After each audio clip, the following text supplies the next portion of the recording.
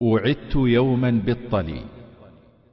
وعدت يوما بالطلي من صاحب التفضل على عشاء حافل في ليل يوم أليلي، حتى أذوق مطعما بطعمه المكلل، فجئته مهرولا وصرت وسط المحفل، وقد رأيت فرحة على الوجوه تعتلي، فصافحوا وأفصحوا وصحصحوا للقبل، وأنشدوني يا هلا يا لا لالي يا للي، يا ضيفنا لو زرتنا لتدركن ما يلي، أنا ضيوف عندكم وأنت رب المنزل، يا ابن الشريم مرحبا في مرحب رحب السلي، وقد شممت طبخة بالفلفل المفلل تشدني بنكهة شديدة التغلغل،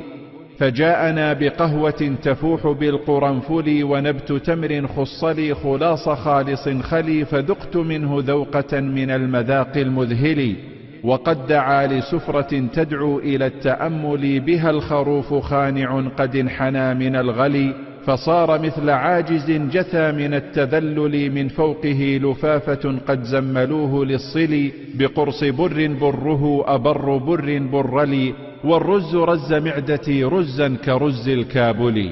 وقلقلوا مقلقلا قلقل من مقلقل قلقله، فقال قل قولك في المقلقل، فقلتها مقلقلا قلقل ولا تقللي، وفي الجريش طعمة وشبعة للآكل، نسيغه بلذة من طيب هذا المأكل، وفي الإدام بلغة بطعمه المفضل، وقد أتوا بخبزة من بر بعل قد صلي، تفردوا بصنعها محاطة بالعسل، فقلت جاء مطلبي وذاك لا فليس لي، وقدموا لي سمكا ونوعه من ناجلي، ومد لي سنبوسة لماعة من القلي، فخفت من دهونها والدهن داء منبلي، ومعدتي حميتها بحمية التقلل، من كل دهن فاتك فتكا كفتك الكلكل، رددتها وقلت لا فالدهن سهم المقتل، ونوعوا فواكها خلت من السفرجل، وفي الحلا كرامة كريمة الكرامل، وقد جلى جل الذي جلى من الحلاجل،